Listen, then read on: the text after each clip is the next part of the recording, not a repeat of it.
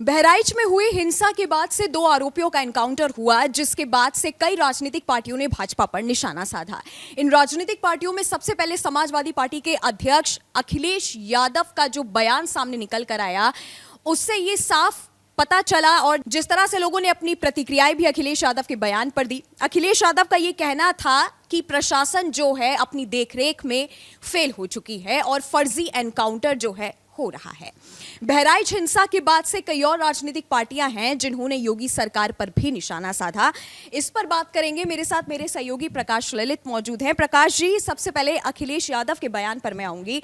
उन्होंने अपना पोस्ट करके कहा था कि सरकार जो है नाकाम हो चुकी है और अब बहराइच में जो एनकाउंटर हुए हैं, दो आरोपियों के पैर में गोली मारी गई है, ये सिर्फ दिखाने के लिए किया गया है क्योंकि लोगों के पास ठोस सबूत नहीं है। नंदनी, देखिए, अखिलेश यादव हो, कांग्रेस पार्टी हो, राहुल गांधी हो, प्रियंका गांधी हो, या कांग्रेस का कोई और नेता या समाजवादी पार्टी का कोई भी नेता, बहराइच मामले पर ये नेता क्या बयान देंगे?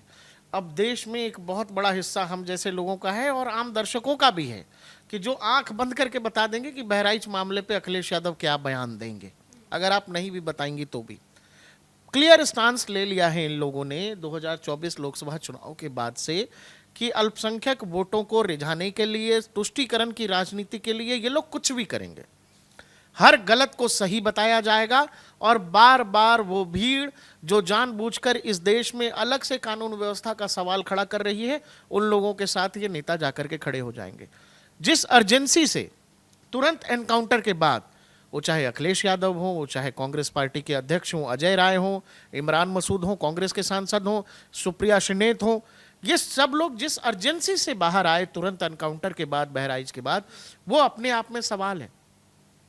राम गोपाल मिश्रा की हत्या होती है, जिस नृशंसता से, जिस निर्दयता से हत्या होती है, पोस्टमार्टम की रिपोर्ट अब पब्लिक डोमेन में है, लोग उस पर तमाम तरह की बात कर रहे हैं। आपने इन नेताओं का बयान, आप बताइए कि इसी अर्जेंसी से इन नेताओं का बयान आया होगा कि राम गोपाल मिश्रा के साथ गलत हुआ।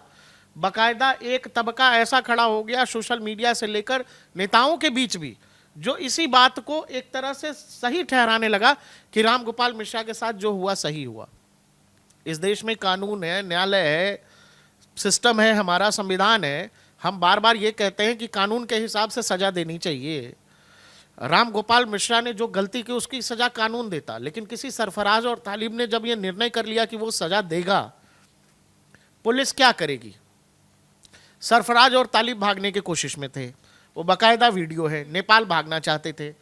यूपी पुलिस ने जब खोजबीन शुरू की, उन्होंने फायरिंग की है बाकायदा पुलिस पर। जवाब में उनको पैरों पर गोली लगी है, पुलिस लेकर के जा रही है। आप, ये क्या कोई पहला मौका है जब अखिलेश यादव ऐसा सवाल उठा रहे हैं? मंगेश यादव का मामला उठा लीजिए, मोहित खान का मामला उठा लीजिए, नवाब सिंह यादव का मामला उठा लीजिए, और ये सब क्या अनायास हो रहा है? नंदनी, 2024 के लोकसभा चुनावों के बाद अचानक से उत्तर प्रदेश में एक तबका है जिसको ये लगता है, या एक समूह है जिसको ये लगता है कि वो अब ताकतवर हो गया है, तो वो अपनी ताकत की नुमाइश कर रहा है।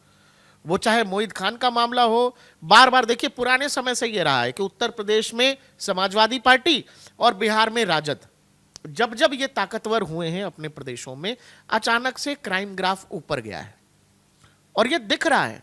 और सबसे बुरी बात यह है अखिलेश यादव के लिए कि उनसे जुड़े नेताओं के ऊपर ये चार्जेस लगे हैं। और जहां तक ये मामला है बहराइच का, आप इसमें देखो, चाहे कांग्रेस हो चाहे समाजवादी पार्टी हो, लोग कहेंगे इस मामले से इन पार्टियों का क्या संबंध है, इन पार्टियों का क्या लेना देना।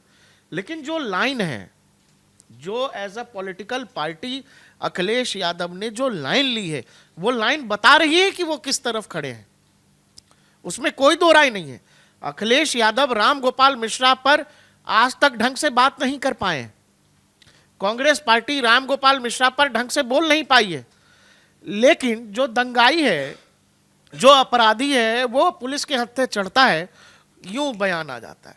हालांकि प्रकाश जी, कांग्रेस सांसद इमरान मसूद का जो बयान आया वो मैं आपको सुनाती हूँ। उन्होंने कहा कि दुकान जलाने वालों को सजा होनी चाहिए। यही नहीं, बहराइच में जो हिंसा हुई उसमें महिलाओं के साथ जो बदसलूकी हुई है, 50 से ज्यादा घरों को आग के हवाले कर दिया गया, उन सब पर भी कार्रवाई होनी चाहिए। इमरान मसूद अचानक जग गए, अचानक जगे। वही है ना, जगने वाली, भाई या तो आप घटना के शुरुआत से जगो, अधिकार वो लोग जो राम गोपाल मिश्रा की बात से लेकर के इस एनकाउंटर तक बोल रहे हैं, उनको एक बार को आप जायज भी कहोगे? इमरान मसूद राम गोपाल मिश्रा की बात पर कहीं बैठ के खुश हो रहे होंगे?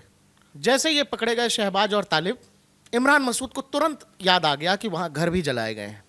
उससे पहले सब ओके था। इमरान मसूद हैं कौन? यही वही इमरान मसूद है ना जो मोदी के लिए बोटी बोटी की बात कर रहे थे। तो इमरान मसूद का मिजाज क्या है, इमरान मसूद कैसे नेता हैं, और इमरान मसूद की बात को कितना सीरियस लेना चाहिए, वो दर्शकों पर छोड़ दीजिए।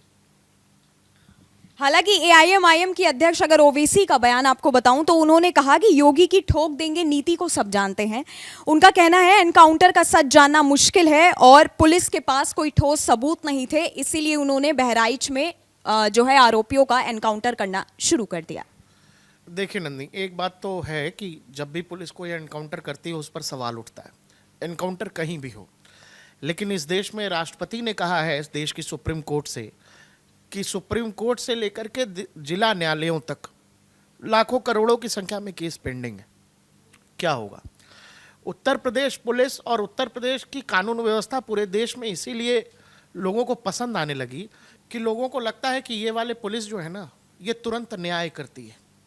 राम गोपाल मिश्रा के साथ जो कुछ हुआ, उत्तर प्रदेश पुलिस ने क्या करना था आप बताइए? और वो भी बात छोड़ दीजिए, आप एज अ अपराधी पुलिस पर फायरिंग करोगे तो पुलिस माला थोड़ी पहनाएगी आपको, आपका स्वागत करेगी पुलिस कि आइए आइए मार दीजिए, 2 गोली यहां मार दीजिए, 2 गोली यहां भी मार दीजिए। जवाबी कार्रवाई तो होगी ना, इसमें बुरा क्या लग रहा है लोगों को?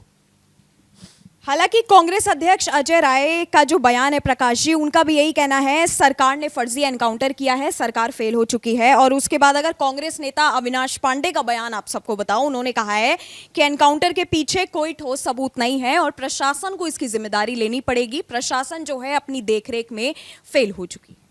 इन सभी नेताओं का बयान बहराइच एनकाउंटर पर क्या होगा वो सबको पता है।